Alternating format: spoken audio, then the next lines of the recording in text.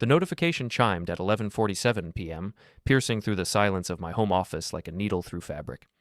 I glanced at my phone, expecting another work email or spam message. Instead, Vera's name glowed on the screen. "How are you? Not feeling lonely?" I stared at those 7 words, my financial consultant brain immediately calculating probabilities.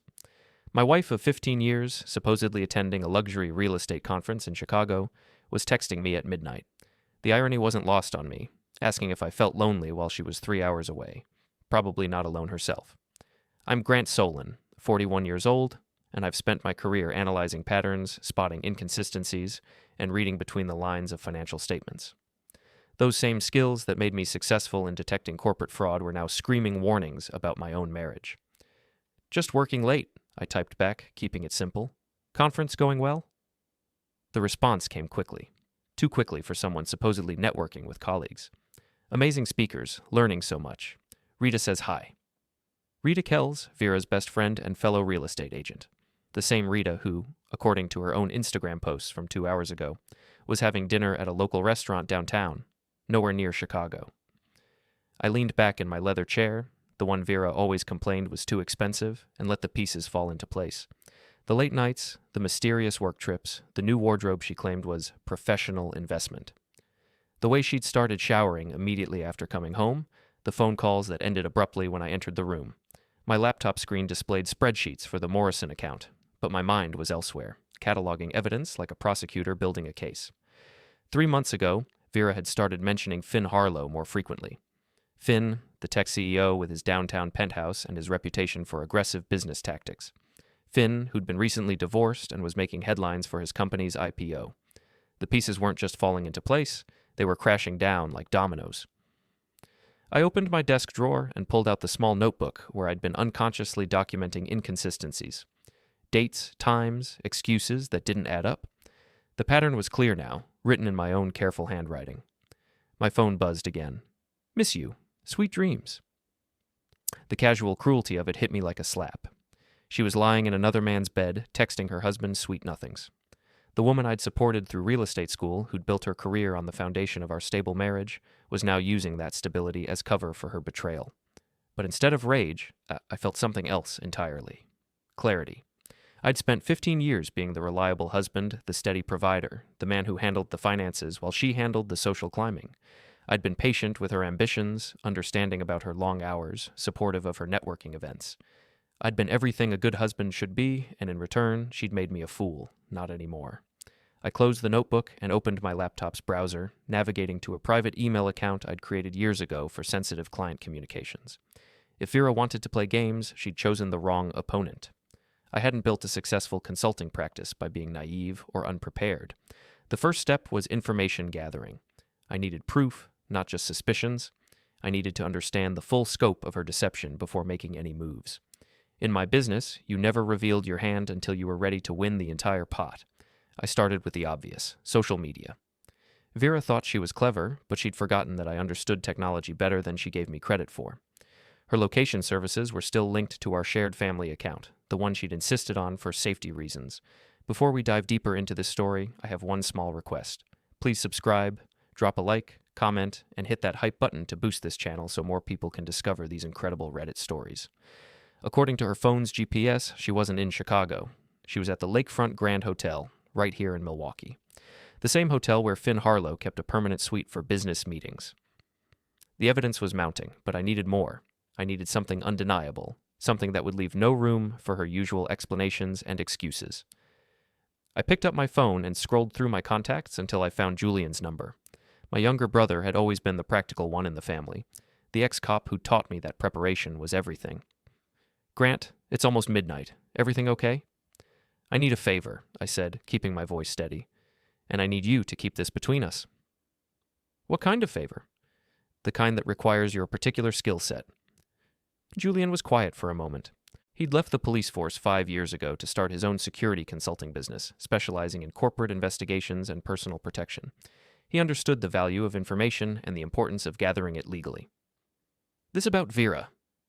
"How did you know?" "Brother's intuition. Plus, she's been acting strange at family gatherings. Too friendly, like she's overcompensating for something." That was Julian, always observing, always analyzing. It's what had made him a good cop and an even better private investigator. Can you meet me tomorrow? I need help with a research project. Research. Right. I'll bring my laptop and my camera with the long lens. After ending the call, I sat in my office for another hour, planning. This wasn't about emotion anymore. It was about strategy. Vera had underestimated me, dismissed me as the boring husband who paid the bills and stayed out of her way. She was about to learn that boring didn't mean stupid, and steady didn't mean weak. I drafted a careful email to Marlo Trasker, my old college friend who'd become one of Milwaukee's most respected divorce attorneys. Marlo specialized in what he called strategic separations, divorces where the wronged party didn't just survive, they thrived. Marlo, I wrote, I need to schedule a consultation, confidential, urgent, and I think you're going to find this case very interesting. The next morning, Vera's car was still missing from our driveway. Her conference was supposedly ending today, but I doubted she'd be home anytime soon. She was probably planning to extend her trip, create more time with her lover while spinning elaborate stories about networking opportunities and potential clients. I made coffee and toast, maintaining my normal routine while my mind worked through the possibilities. Vera thought she held all the cards, the social connections, the real estate license that brought in substantial income, the network of friends who saw her as the successful, glamorous half of our marriage. What she didn't realize was that I'd been documenting everything, every expense, every investment, every asset we'd acquired during our marriage. I knew where every penny was, how every account was structured, and most importantly, I knew which assets were solely in my name. The house, for instance. Vera had insisted we put it in my name alone for tax purposes when we'd bought it 5 years ago. She'd been so focused on optimizing her real estate commissions that she'd handed me complete control of our primary asset. The investment accounts were similar. As the financial expert in the relationship, I'd managed our portfolio while she'd focused on her career. She'd signed documents without reading them, trusting me to handle the details while she pursued bigger commissions and better connections. Now those details were going to matter. My phone rang at 9:15 a.m. Vera's name appeared on the screen, and I let it ring 3 times before answering. Good morning, I said, keeping my tone neutral. Grant, I have amazing news. There's an opportunity to extend the conference for 2 more days. Some of the top developers in the Midwest are here, and Rita thinks we could land some major listings. Rita, who was supposedly in Chicago but had posted Instagram stories from Milwaukee all weekend. That sounds great, I replied. Very productive trip. It really has been. I'm learning so much, making incredible connections. This could be huge for my career. I'm sure it could be. Take all the time you need. There was a pause on her end, probably surprise at my easy agreement. Usually, I'd ask questions about her schedule, express concern about her being away so long. Today, I was giving her exactly what she wanted, freedom to continue her deception. Really? You don't mind? Of course not. Your career is important. Besides, it gives me time to catch up on some projects I've been putting off. You're the best husband ever, she said, and I could hear the relief in her voice. I love you. I love you too, I replied, and for the first time in months, I meant it. I loved the woman I'd married 15 years ago. The woman on the phone was someone else entirely, and I owed her nothing but the consequences of her choices.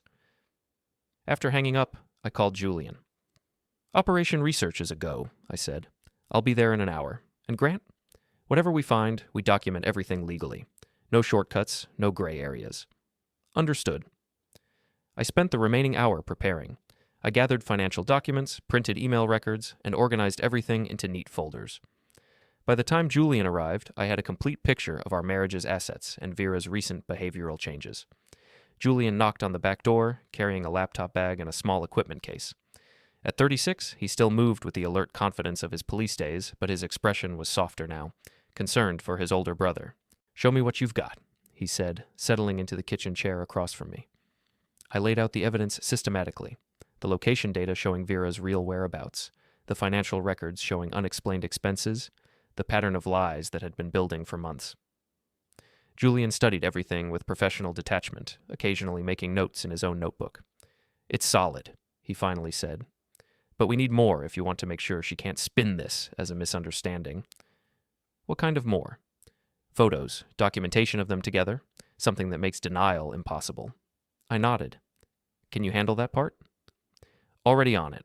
I've got a contact who works security at the Lakefront Grand, completely legal, just reviewing publicly accessible security footage from common areas. And if that's not enough? Julian smiled grimly. Then we get creative, but everything we do stays within the law. I won't compromise my license, and you won't compromise your reputation. Agreed. We spent the next 2 hours planning. Julian would handle surveillance and evidence gathering while I focused on protecting our assets and preparing for the legal battle ahead. Marlo would coordinate the legal strategy, ensuring that when Vera finally came home, she'd find herself in a very different situation than the one she'd left. One more thing, Julian said as he prepared to leave. Are you sure you want to go through with this? Once we start down this path, there's no going back. I thought about the question seriously. 15 years of marriage, shared memories, the life we'd built together. Then I thought about the casual cruelty of her midnight text, the elaborate lies, the way she'd used our stability as a foundation for her betrayal. I'm sure, I said. She made her choice. Now I'm making mine. Julian nodded and headed for the door. I'll call you tonight with an update. After he left, I sat in my kitchen, drinking coffee and staring out at the backyard Vera and I had landscaped together 3 summers ago. The roses she'd insisted on were blooming beautifully, fed by the automatic irrigation system I'd installed to make her life easier. Everything I'd done for 15 years had been about making her life easier, supporting her dreams, providing the stability she needed to succeed. Now I was going to use that same systematic approach to ensure she faced the full consequences of her choices. My phone buzzed with another text from her. Missing you already. Can't wait to tell you about everything I'm learning. I stared at the message for a long moment, then typed my reply, looking forward to hearing all about it. And I was, because very soon Vera was going to learn some things too. Julian called at 6:30 p.m., just as I was finishing a dinner of leftover pizza and reviewing client portfolios. I'd spent the day maintaining my normal routine, client calls, financial analyses, the mundane tasks that kept my consulting business running smoothly. But underneath the professional calm, anticipation hummed like electricity through power lines. We've got them, Julian said without preamble.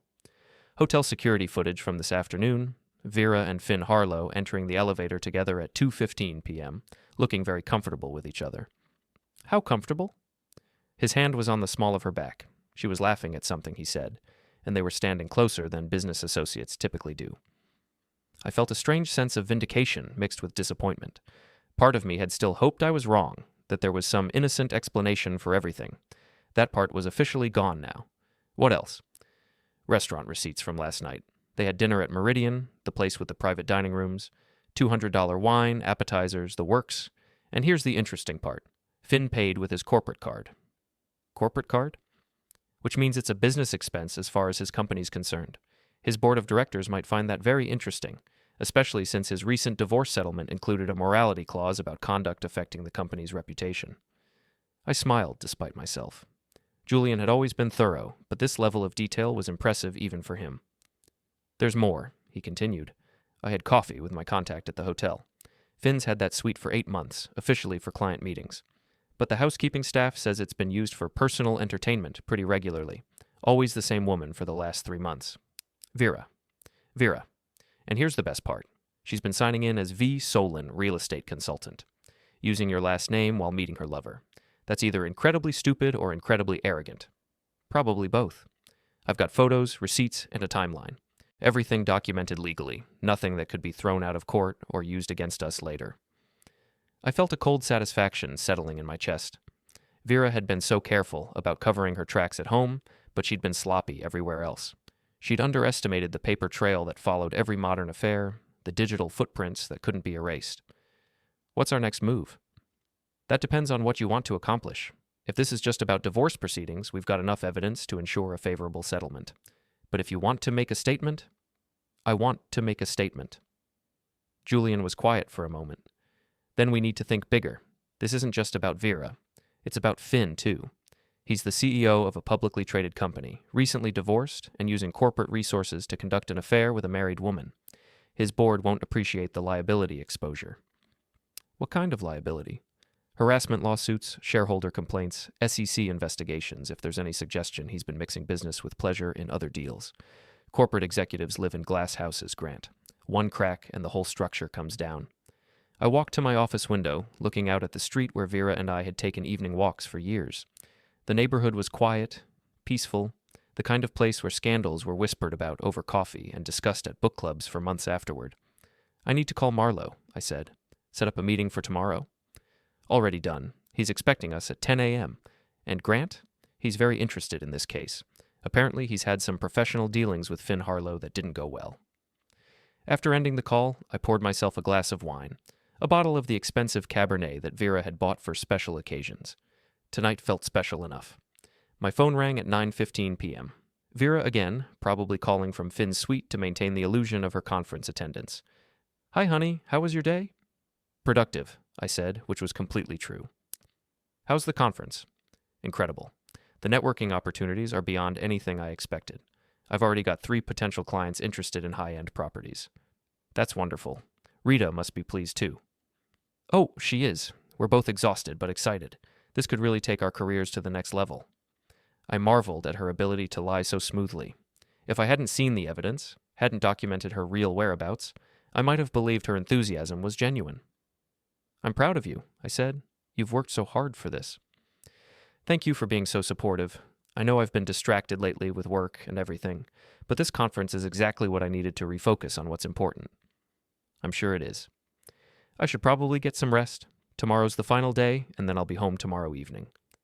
"Take your time. I'll be here when you're ready." After she hung up, I sat in my office staring at the phone. Tomorrow evening, she'd come home expecting to slip back into her routine of lies and deception.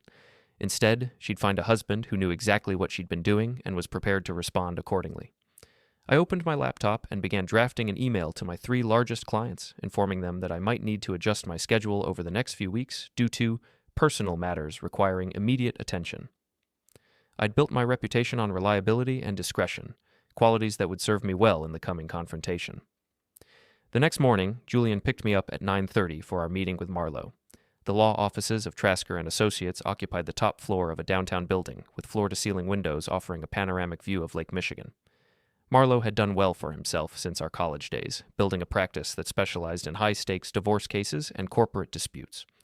Marlowe Trasker looked exactly like what he was. A successful attorney who'd learned to dress for the clients he wanted rather than the clients he'd started with. His suit probably cost more than most people's monthly salary, and his office was decorated with the kind of understated luxury that whispered rather than shouted about success. "Grant," he said, standing to shake hands. "Julian's given me a preliminary overview, but I want to hear the details directly from you." I spent 20 minutes laying out the timeline of Vera's deception, the evidence we'd gathered, and my goals for the divorce proceedings. Marlowe took notes on a legal pad, occasionally asking clarifying questions or requesting specific documentation. "This is a strong case," he said finally. "Your wife has been careless, and her lover has been even more careless. But I need to understand what you want to achieve beyond a favorable divorce settlement." "I want consequences," I said. "Real consequences for both of them." "Legal consequences or social consequences?" "Both." Marlowe leaned back in his chair, studying me with the calculating expression I remembered from our college debate team days. "Legal consequences are straightforward. Wisconsin is a no-fault divorce state, but adultery still matters for property division and spousal support. With this evidence, we can ensure you keep the majority of marital assets and avoid paying alimony." "And social consequences?" "That's more complicated. We have to be careful about defamation claims, harassment allegations, that sort of thing. But there are ways to ensure that the truth becomes public knowledge without crossing legal lines." Julian opened his laptop and showed Marlowe the surveillance photos, the hotel records, and the timeline of Vera's deceptions. "Finn Harlow is the vulnerable point," Marlowe said after reviewing everything. "He's a public figure with a fiduciary responsibility to his shareholders. This kind of scandal could cost him his job, especially if there's any suggestion he's been using company resources for personal entertainment." "There is," Julian said. "Corporate credit card for dinners, company suite for meetings that weren't business-related, expense reports that don't match his actual activities." Marlowe smiled, the expression of a predator who just spotted wounded prey. "Then we have options. We can approach this as a straightforward divorce case, or we can treat it as a coordinated campaign to ensure that both parties face appropriate consequences for their choices." "Coordinated campaign," I said without hesitation. "In that case, we need to think strategically. The goal isn't just to win, it's to win in a way that sends a message. Your wife has spent months lying to you, using your marriage as cover for her affair. Her lover has been using corporate resources to facilitate adultery. They've both been careless with evidence and dismissive of potential consequences. So we give them consequences." "Exactly. But we do it systematically, legally, and with maximum impact. By the time we're finished, they'll both understand that actions have repercussions." We spent the next hour planning what Marlowe called Operation Accountability. The first phase would involve securing evidence and protecting my assets. The second phase would focus on public exposure and professional consequences. The final phase would be the legal proceedings themselves, with divorce papers served at the most strategically damaging moment possible. "One more thing," Marlowe said as we prepared to leave. "This kind of campaign requires patience and discipline. No emotional outbursts, no confrontations until we're ready, no deviation from the plan. Can you handle that?" I thought about the question seriously. For months, I'd been the patient husband, the understanding partner, the man who never asked inconvenient questions. I'd been disciplined then, and I could be disciplined now, but this time, the discipline would serve my interests instead of enabling Vera's deception. "I can handle it," I said. "Good. Then let's begin." Julian dropped me off at home, where I spent the afternoon implementing the first phase of our plan. I contacted our bank to add additional security measures to our joint accounts, requiring both signatures for any withdrawals over $1,000. I updated the beneficiaries on my life insurance and retirement accounts, removing Vera's name and adding my brother instead. I changed the passwords on all our shared online accounts, from streaming services to credit monitoring. Each action was small, seemingly insignificant, but together they represented a fundamental shift in the balance of power in our marriage. Vera had been operating under the assumption that I was oblivious to her deception, that I would continue to provide the stable foundation while she pursued her affair. That assumption was about to be tested. At 4 p.m., I received a text from her. "Conference wrapping up early. Should be home by 7. Can't wait to see you and tell you everything." I stared at the message, feeling a mixture of anticipation and cold satisfaction. Vera was coming home, expecting to slip back into her routine of lies and manipulation.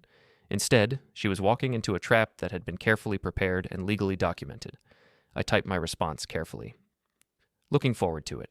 I have some things to tell you, too." For the first time in months, that was completely true. Vera's BMW pulled into our driveway at 7:23 p.m., exactly when she'd promised. I watched from the living room window as she gathered her overnight bag and conference materials from the trunk, playing her role perfectly. To any neighbor who might be watching, she looked like a successful businesswoman returning from a productive work trip. I remained seated in my reading chair, a glass of wine on the side table and a financial journal open in my lap. The picture of domestic tranquility, the reliable husband waiting patiently for his wife's return. She entered through the front door, calling out cheerfully, "Honey, I'm home." "In here?" I replied, not moving from my chair. Vera appeared in the living room doorway, looking polished and professional in her navy business suit. Her makeup was perfect, her hair styled exactly the way she wore it for important client meetings. She'd taken care to look the part of the dedicated real estate professional. "You look comfortable," she said, crossing the room to kiss my cheek. "Miss me?" "Of course," I said, accepting the kiss while noting the faint scent of cologne that wasn't mine. "How was the final day of the conference?" "Incredible. Absolutely incredible." She settled onto the couch across from me, launching into what sounded like a carefully rehearsed account of networking sessions and educational seminars. The speaker on luxury market trends was particularly insightful. Rita and I took pages of notes. "Rita enjoyed it too?" "Oh, she loved it. She's already talking about attending next year's conference in Denver." I nodded thoughtfully, sipping my wine while Vera continued her elaborate fiction. She was good at this. Animated, detailed, convincing. If I hadn't spent the last 2 days documenting her real activities, I might have believed every word. "That reminds me," I said casually. "I ran into Rita yesterday at the grocery store." Vera's expression didn't change, but I caught the slight pause before she responded. "Oh, she didn't mention that?" "It was brief. She was picking up ingredients for dinner with her sister. Seemed surprised when I mentioned you were both at the conference." "Well, we weren't together every minute. The conference had different track sessions, so we split up to cover more ground." "That makes sense." I closed the journal and set it aside, giving Vera my full attention. She relaxed slightly, probably thinking she'd navigated the potential inconsistencies successfully. "I'm glad you had such a productive trip," I continued. "It sounds like it was exactly what your career needed." It really was. I feel energized, focused, ready to take on some bigger challenges. Speaking of challenges, I had an interesting few days myself. "Oh? What kind of interesting?" I reached for the folder I'd placed beside my chair earlier, the one containing printouts of hotel records, surveillance photos, and financial documentation. Vera's eyes followed the movement, but she maintained her pleasant, attentive expression. "I decided to do some research on investment opportunities in the hospitality sector," I said, opening the folder. "The Lakefront Grand Hotel, for instance. Fascinating business model. Vera went very still. The change was subtle but unmistakable. The way her shoulders tensed, the slight widening of her eyes, the careful neutrality that replaced her previous animation. That's nice, honey. You know I don't really follow your investment strategies. I know, but this was different. More personal research than professional. I pulled out the first photograph, a clear image of Vera and Finn Harlow entering the hotel elevator together, his hand on her back, both of them smiling intimately. For instance, I learned that the hotel keeps excellent security records, very detailed documentation of who enters and exits the building. Vera stared at the photograph, her face cycling through a series of expressions: surprise, confusion, calculation, and finally defiance. Grant, I can explain? I'm sure you can. You're very good at explanations. But before you start, let me show you what else I learned. I spread out additional photos, hotel receipts, and a timeline Julian had prepared showing her real whereabouts over the past 3 days.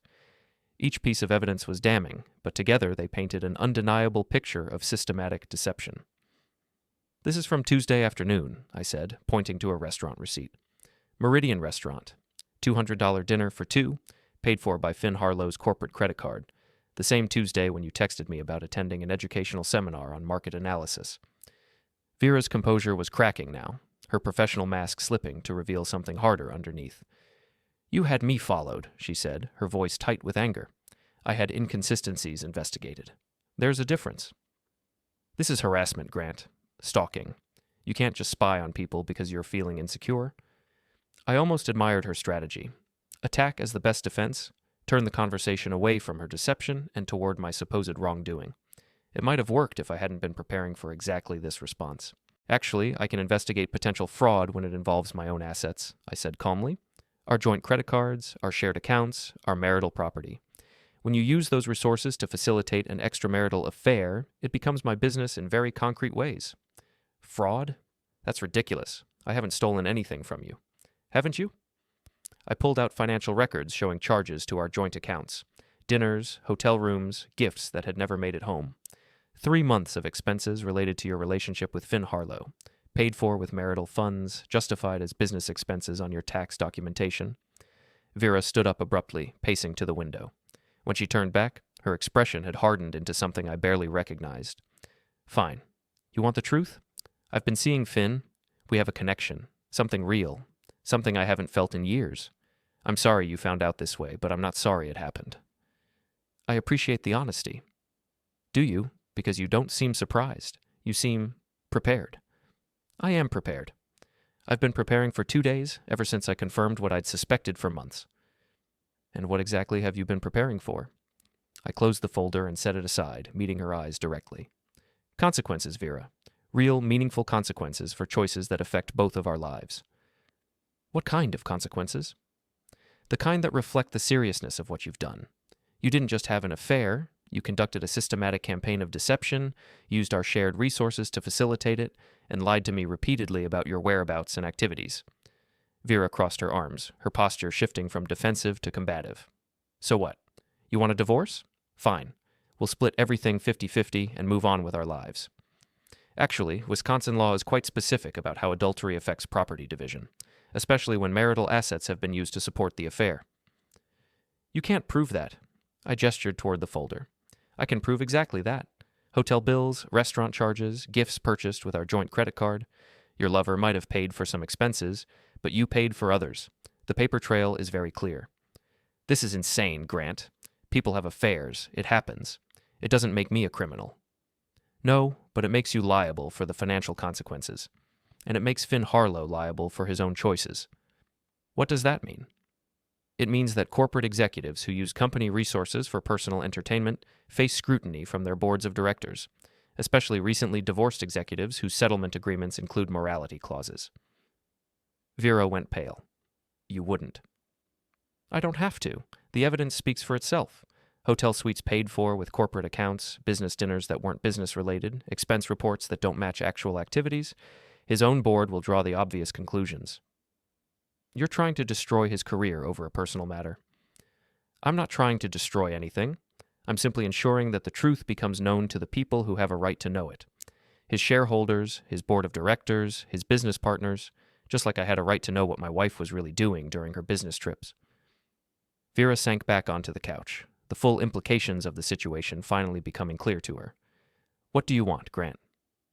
I want you to understand that choices have consequences. For 15 years, I provided stability, support, and financial security while you built your career. I was the reliable partner who never questioned your long hours, your networking events, your sudden need for expensive professional wardrobes. And I'm grateful for that. No, you're not. You're dismissive of it. You took that stability for granted and used it as cover for deception. You turned our marriage into a lie while expecting me to continue providing the foundation that made your lies possible. So this is about revenge? This is about accountability. You made choices, Vera. Now you get to live with the results of those choices. She was quiet for a long moment, studying my face as if seeing me clearly for the first time in years. I never meant for it to happen this way, she said finally. But you meant for it to happen. You chose to pursue Finn Harlow. You chose to lie about your whereabouts. You chose to use our shared resources to facilitate the affair. Those weren't accidents. They were decisions. And now you've decided to punish me for them. I've decided to respond appropriately to them. There's a difference. Vera stood up again, this time moving toward the hallway. Where are you going? To pack a bag. I assume you want me to leave. Actually, I'd prefer if you stayed. She turned back, surprised. What? I'd prefer if you stayed, at least for tonight. We have more to discuss, and I think those discussions will be more productive if we're both comfortable and well-rested. You want me to stay here, after everything you just said? I want you to understand the full scope of the situation before you make any more decisions. Running away to Finn's hotel suite won't solve anything. It will just create additional complications. What kind of complications? The kind that involve his wife. Vera froze. His wife? His ex-wife, technically. But their divorce settlement includes some very interesting clauses about conduct that might affect the company's reputation or stock price. She has a financial interest in ensuring that Finn doesn't engage in behavior that could damage the business. You contacted her? I didn't need to. She contacted my attorney after seeing the surveillance photos. Apparently, she's been monitoring Finn's activities as part of her settlement agreement. She was very interested to learn about his recent entertainment expenses. Vera sank into the nearest chair, the color draining from her face. This is a nightmare. This is reality. The reality of choices and consequences, cause and effect. You wanted excitement, passion, a connection with someone more successful than your boring husband. Now you get to experience all the complications that come with that excitement. What happens now? Now we have a conversation about how to move forward, but that conversation happens tomorrow after you've had time to think about everything we've discussed tonight. And if I leave anyway? Then you leave, but the consequences remain the same. The evidence doesn't disappear because you're uncomfortable with it. Vera looked around our living room, the space we'd decorated together, the home we'd shared for 5 years, as if seeing it for the first time. I never wanted to hurt you, Grant. But you did hurt me, repeatedly, systematically, over a period of months. The question now is what you're going to do about that. She nodded slowly, understanding that the comfortable lies of the past few months were over. I'll stay tonight, she said quietly, but I'm sleeping in the guest room. That's fine. After she went upstairs, I remained in my chair, finishing my wine and reviewing the events of the evening. The confrontation had gone exactly as Marlowe had predicted. Initial denial, followed by defiance, followed by the gradual realization that the situation was more serious than she'd anticipated. Tomorrow would bring the next phase of Operation Accountability. Tonight, I was content to sit in my living room, surrounded by the evidence of 15 years of marriage, and plan for a very different future. My phone buzzed with a text from Julian. How did it go? Phase 1 complete, I replied. She knows we know. And now she gets to decide how difficult she wants to make Phase 2. I turned off the lights and headed upstairs, passing the closed door of the guest room where my wife was spending her first night of consequences. Tomorrow she'd learn about the rest of them.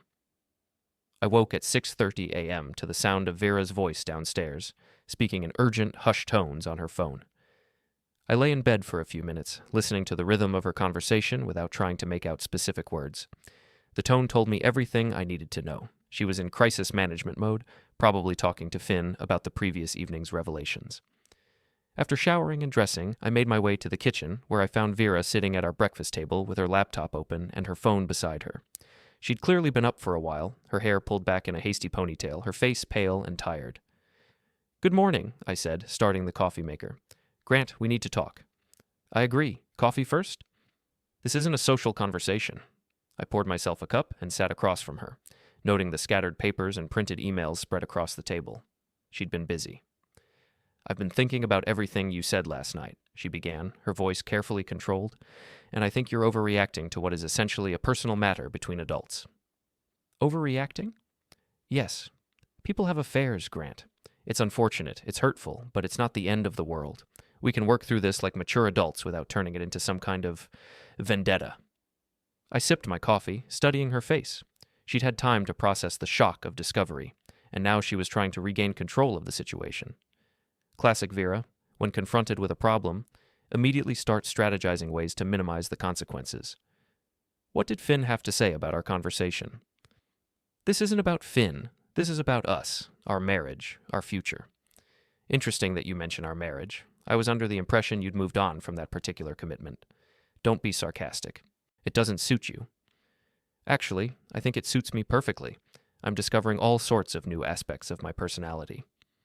Vera leaned forward, adopting the earnest expression she used with difficult clients. Look, I made a mistake. I got caught up in something that felt exciting and new, and I lost sight of what was really important. But that doesn't mean we have to destroy everything we've built together. What exactly do you think we've built together, Vera? A life, a home, financial security, 15 years of shared history. And you were willing to risk all of that for excitement with Finn Harlow. I wasn't thinking clearly. I was confused, dissatisfied, looking for something I thought was missing from our relationship. And now? Now I realize that what we have is more important than some temporary infatuation. I finished my coffee and set the cup down carefully. That's very touching, Vera, but it's also complete nonsense. Her composure slipped slightly. Excuse me? You're not sorry about the affair. You're sorry you got caught. You're not concerned about our marriage. You're concerned about the consequences of your choices. That's not true, isn't it? Because if you were genuinely concerned about our marriage, you would have ended the affair months ago. Instead, you continued it right up until the moment I confronted you with evidence. I was going to end it. When? Soon. I just needed time to figure out how to do it without hurting anyone. Without hurting Finn, you mean? Without hurting anyone, she repeated firmly. I pulled out my phone and opened the voice recording app I'd activated before coming downstairs. I'm recording this conversation, I said. For legal purposes. You can't do that without my consent. Actually, Wisconsin is a one-party consent state. I can record any conversation I'm participating in. Vera stared at the phone, then back at me. This is what our marriage has become, surveillance and recordings? Our marriage became a lie 3 months ago, Vera. I'm just documenting the truth. She was quiet for a moment, recalculating her approach. What do you want from me, Grant? I want honesty. Complete, unvarnished honesty about what you've been doing, why you've been doing it, and what you plan to do next. And if I give you that honesty, then we can have a productive conversation about how to move forward. And if I don't, then we move forward anyway, but you don't get to participate in the decisions. Vera looked down at her hands, weighing her options. When she looked up again, her expression had changed, less defensive, more calculating. Fine. You want honesty? Here it is. Yes, I've been having an affair with Finn Harlow for 3 months. Yes, I've been lying to you about my whereabouts and activities. And yes, I was planning to continue the relationship. For how long? I don't know. As long as it made sense for both of us. And our marriage. I thought I could manage both. Keep our life stable while exploring something new and exciting. You thought you could have it both ways. I thought I could have what I needed without destroying what we'd built. I leaned back in my chair, impressed despite myself by her candor. This was the first completely honest thing she'd said to me in months. And now? Now I realize that was unrealistic. You've made it clear that you won't tolerate the arrangement, and Finn is concerned about the professional implications. Professional implications? His board of directors, his ex-wife, the potential impact on his company's reputation. He thinks it might be better if we stepped back from each other for a while. How considerate of him.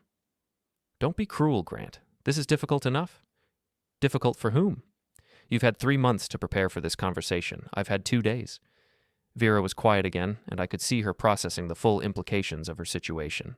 The affair was over, her marriage was probably over, and the professional consequences were just beginning.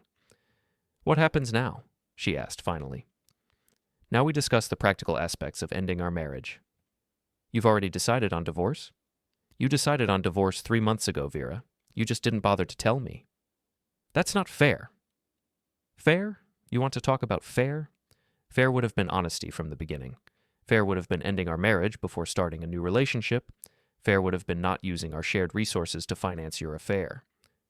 You never meant to get caught, but you did get caught, and now we deal with the consequences. I pulled out the folder from the previous evening and opened it on the table between us. These are the financial records of your relationship with Finn: hotel rooms, dinners, gifts, travel expenses, some paid by him, some paid by you using our joint accounts. I can pay back whatever I spent. It's not about the money, Vera. It's about the deception, the systematic lying, the way you turned our entire marriage into a cover story for your affair. So what do you want? You want me to grovel? You want me to beg for forgiveness? I want you to understand that actions have consequences, real consequences that can't be managed or minimized or explained away. What kind of consequences? The kind that follow you into your next relationship, your next job, your next attempt to build a life based on lies and manipulation. Vera's eyes narrowed. Are you threatening me? I'm informing you. There's a difference. Informing me of what? That your affair with Finn Harlow is about to become public knowledge. His board of directors will review his use of corporate resources for personal entertainment. His ex-wife will examine the implications for their divorce settlement. Your real estate license will be reviewed by the state board, particularly regarding your use of false business expenses for tax purposes. You can't do that. I don't have to do anything. The evidence speaks for itself. Vera stared at me as if seeing a stranger. Who are you? This isn't the man I married. You're right. The man you married was naive enough to trust you. The man you're talking to now has learned better. And you think destroying my career will somehow make you feel better about our marriage?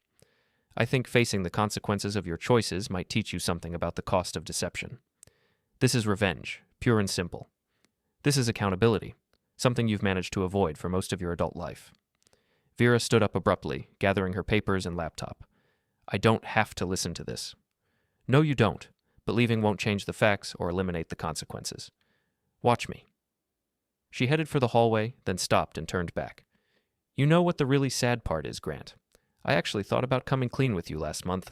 I thought about ending the affair and trying to work on our marriage. What stopped you? You did. Your complete lack of passion, your boring routine, your satisfaction with a life that felt like slow suffocation to me. So this is my fault? This is nobody's fault. It's just what happened. No, Vera. What happened is that you made choices. Now you get to live with them. After she left, I sat in my kitchen for a long time, staring at the evidence spread across the table. The conversation had gone exactly as I'd expected. Initial attempts at manipulation, followed by partial honesty, followed by blame and anger when she realized the situation couldn't be managed. My phone rang. Julian. How did round 2 go? She tried to negotiate. When that didn't work, she tried to blame me for her choices. Classic deflection. What's her next move? Probably calling Finn to strategize damage control. Too late for that. Marlowe's already sent the evidence package to Finn's board of directors and his ex-wife's attorney. And Finn Harlow is about to have a very bad day. I smiled grimly. What about Vera? Her real estate broker wants to meet with her this afternoon. Apparently some of her recent expense reports have raised questions about proper business documentation. How did they find out so quickly? Anonymous tip to their compliance department. Someone sent them copies of hotel receipts and restaurant bills that didn't match her submitted business expenses. Anonymous tip? Completely anonymous. Could have been anyone with access to public records and a concern for proper business practices. After ending the call, I spent the morning organizing my own affairs, updating insurance beneficiaries, securing important documents, and preparing for the legal proceedings that would formally end my marriage. At noon, my phone buzzed with a text from Vera. This isn't over. I stared at the message for a moment, then typed my reply. You're absolutely right. It's just beginning. Because Vera was about to learn that consequences, like compound interest, tend to accelerate over time. The call came at 2:47 p.m. on Thursday, 3 days after Vera had stormed out of our house with her laptop and her wounded pride. I was reviewing quarterly reports for a client when Julian's name appeared on my phone screen. It's happening, he said without preamble. What's happening? Everything. Turn on Channel 6 News.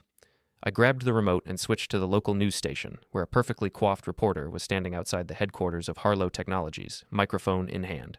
Their board of directors called an emergency meeting this morning following allegations that CEO Finn Harlow used corporate resources for personal entertainment, potentially violating his fiduciary duties to shareholders.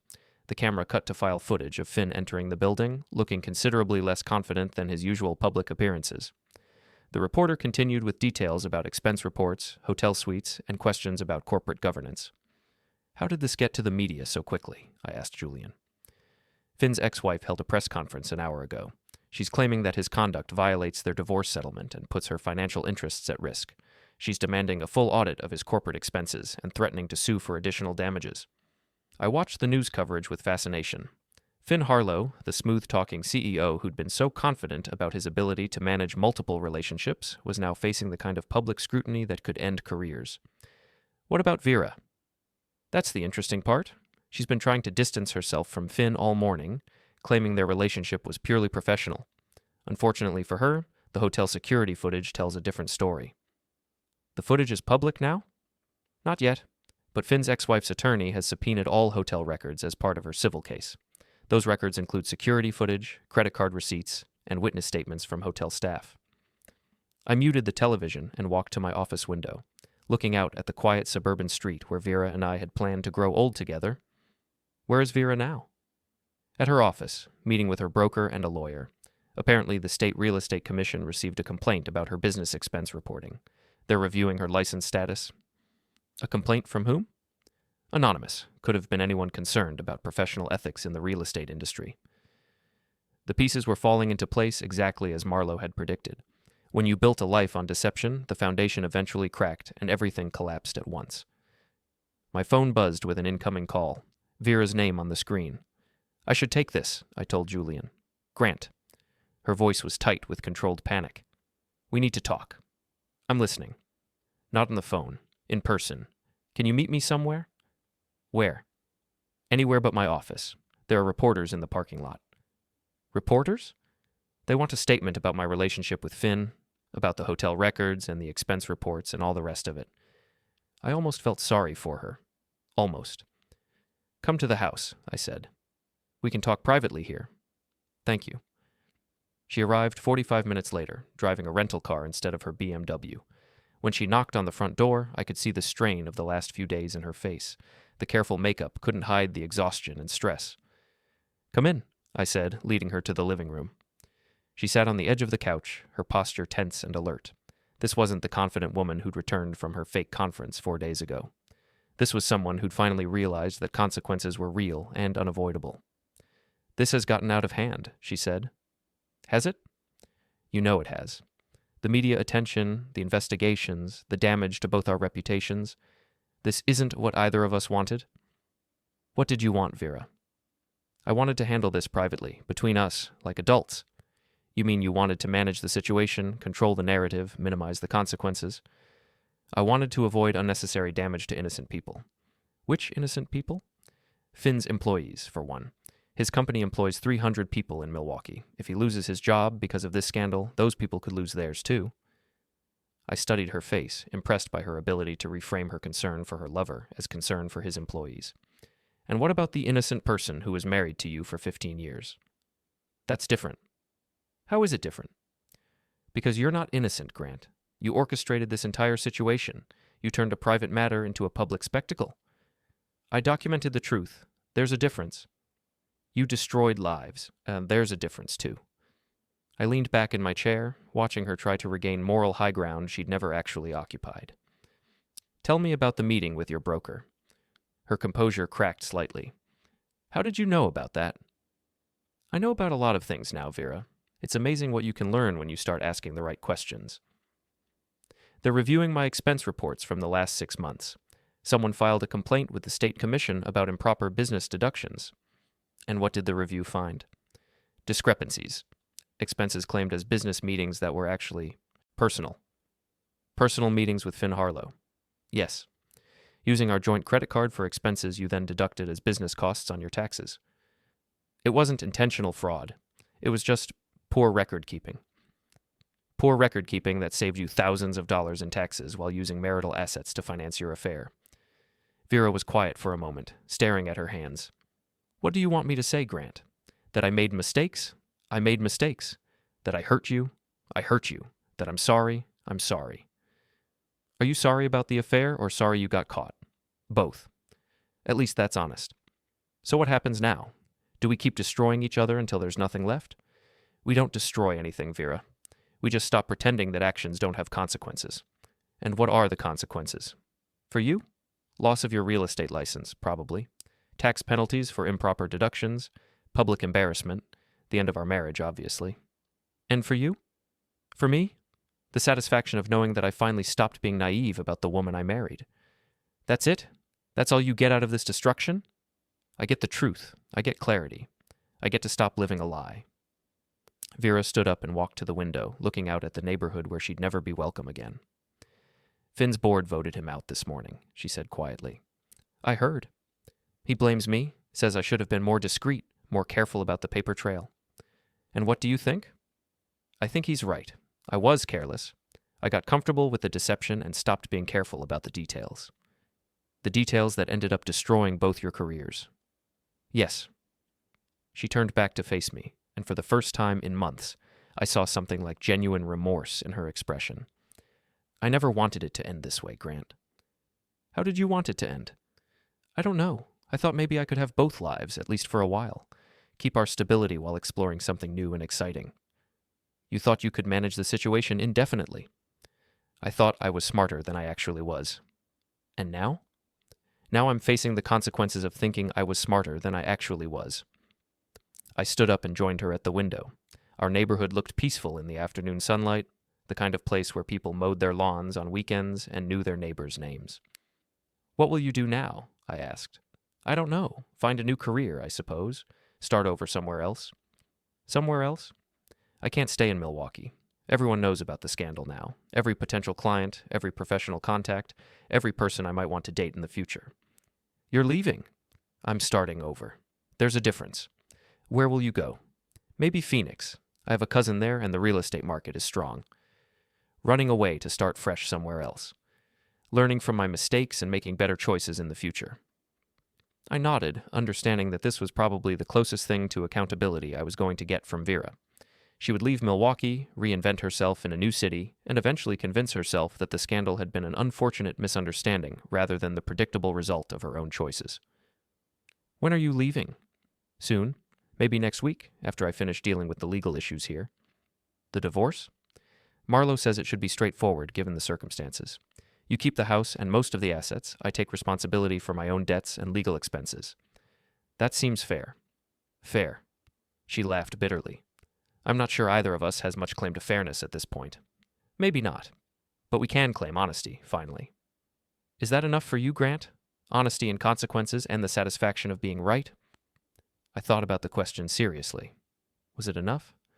The vindication, the proof that I hadn't been paranoid or controlling, the knowledge that Vera was finally facing the results of her choices? It's more than I had a week ago, I said finally, and less than you had a year ago. A year ago, I had a marriage built on lies. Now I have the truth. I think that's an improvement. Vera gathered her purse and car keys, preparing to leave. I'll send you my forwarding address once I get settled in Phoenix. For the divorce papers? For whatever needs to be finished between us. She paused at the front door, looking back at the house we'd shared for 5 years. For what it's worth, Grant, I did love you. Maybe not the way you deserved, maybe not enough to prevent me from making terrible choices, but I did love you. I know, I said. I loved you too. Past tense? Past tense. After she left, I sat in my living room, surrounded by the silence of a house that had finally stopped echoing with lies. Outside, the neighborhood continued its peaceful routine, unaware that one of its most dramatic stories had just concluded. My phone rang. Julian. How did it go? She's leaving Milwaukee, starting over in Phoenix. And Finn? Unemployed. Probably unemployable in his industry, at least locally. Consequences? Consequences, I agreed. Any regrets? I thought about the question, considering everything that had happened over the past week. The investigation, the confrontations, the systematic destruction of 2 careers and a 15-year marriage. No, I said finally. No regrets. Because sometimes the truth was worth the cost of discovering it, even when that cost included everything you thought you wanted to keep. The story was over. The consequences would continue for years, but the story itself had reached its logical conclusion. Vera would start over in Phoenix, probably convincing herself that she'd been the victim of circumstances rather than the architect of her own downfall. Finn would find another job, eventually, and learn to be more careful about mixing business with pleasure, and I would stay in Milwaukee, in the house I'd earned through 15 years of stability and support, finally free to build a life based on truth instead of comfortable lies. It wasn't the ending I'd planned when I married Vera, but it was the ending her choices had made inevitable. Sometimes that was the best you could hope for. Not the story you wanted, but the story you deserved. The phone calls would continue for weeks. Lawyers, reporters, neighbors with questions about the scandal that had unfolded in their quiet suburb. But the main event was over, and the consequences would unfold according to their own logic, beyond anyone's ability to manage or control. I poured myself a glass of wine and sat in my chair, watching the sun set over a neighborhood that had just become a little more honest and a lot more interesting.